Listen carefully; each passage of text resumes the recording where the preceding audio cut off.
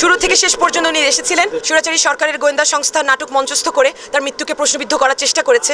আমি বলেছি যে আমার বাবা এই দেশের মাটিতে মারা গেছেন।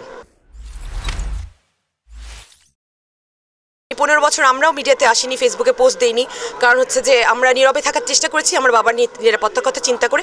কারণ তিনি এক মুহূর্তের জন্য দেশের মাটি ত্যাগ করেননি। 1/11 পর থেকে তিনি দেশের মাটি কামড়ে শত প্রতিকূলতা মেনে নিয়ে উনি এদেশের মাটিতে ছিলেন, অনেক স্যাক্রিফাইস করে, এবং উনি দেশের মাটিতে শেষ নিঃশ্বাস ত্যাগ করেছেন। আমি ওই স্বৈরাচার সরকার, একটা অত্যাচারী সরকার, তার সামনে এসে আমি বলেছি যে আমার বাবা এই দেশের মাটিতে মারা গেছেন। আমি অনেক বড় একটা রিস্ক নিয়ে এটা বলেছি, কারণ সন্তান হিসেবে এটা আমার কর্তব্য। যে কোনো সন্তানেরই এটা কর্তব্য থাকে। নৈতিকতার মানদণ্ডে 15 বছরে আমাদের দেশের নৈতিকতার যে মানদণ্ডটা অনেক নিচে নেমে গিয়েছিল। সেজন্য হয়তো অনেকে বুঝতে পারে না যে মেয়েটা কী করছে। আমার কোনো রাজনৈতিক উচ্চাভিলাষ নেই। আমি এসেছি বাবার প্রতি আমার দায়িত্বটা শেষ করতে। আমার বাবার যে ধোঁয়াশার কথা বললেন সেটা একেবারে বিনাশ করে দিতে। হ্যাঁ, কোনো ধোঁয়াশা নেই। এদেশের মাটিতে মারা গেছেন। স্বৈরাচারী সরকারের গোয়েন্দা সংস্থা নাটক মঞ্চস্থ করে তার মৃত্যুকে প্রশ্নবিদ্ধ করার চেষ্টা করেছে। কারণ তাদের নাকের ডগায় উনি 15 বছর থেকে তারা তার চুল স্পর্শ করতে পারেনি। তিনি মারা গেছেন। সম্মানের সাথে তাকে আমি দাফন করতে পেরেছি। তার লাশটাকে তারা ছিনিয়ে নিতে পারেনি।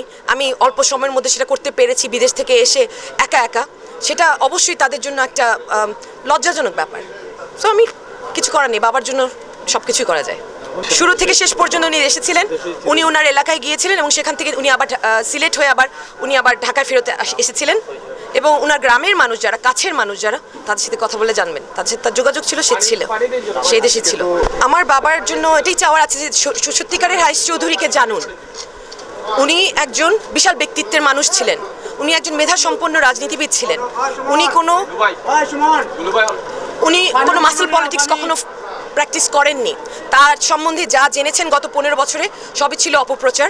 প্রত্যেকটা অপপ্রচার, কোনোটাই সাবস্ট্যান্সিয়েটেড না। এবং তাকে নিয়ে যেসব দুর্নীতির কথাও আছে সেটাও কখনো না। তিনি খুবই প্রভাবশালী ছিলেন এবং তিনি ক্ষমতাধর ছিলেন। ক্ষমতার অপব্যবহার তিনি কখনো করেননি। তার আশেপাশে কেউ যদি তার নাম ব্যবহার করে থাকে সেটার শিকার আজকের বড় বড় নেতারাও। তিনি একজন ত্যাগী ছিলেন। শেষ মুহূর্ত পর্যন্ত তার জীবনটা তিনি বিলিয়ে দিয়ে গেছেন তার দেশের জন্য এবং তার দলের জন্য। এবং আজকে আমি যেটা প্রাণ খুলে বলতে পারছি যে আমার বাবাকে নিয়ে আমি গর্বিত। তিনি একজন মুক্তিযোদ্ধা ছিলেন। এই যে বৈষম্য বিরোধী আন্দোলনের যে ছেলেগুলো, যে বয়সে ছোট ছোট ছেলেরা যুদ্ধে ঝাঁপিয়ে পড়েছিল, আমার বাবা ঝাঁপিয়ে পড়েছিলেন 71-এ। তারপর থেকে তিনি রাজনীতিতে অ্যাক্টিভ। বহুবার তার আত্মগোপনে যেতে হয়েছিল। প্রেসিডেন্ট শহীদ জিয়াউর রহমানের মৃত্যুর সময়, তারপরে স্বৈরাচারী এরশাদ যখন এসে তার উপর অত্যাচার চালায় তখনও তার আত্মগোপনে যেতে হয়। তারপরে অবশ্যই স্বৈরাচারের সময় তার আত্মগোপনে যেতে হয়।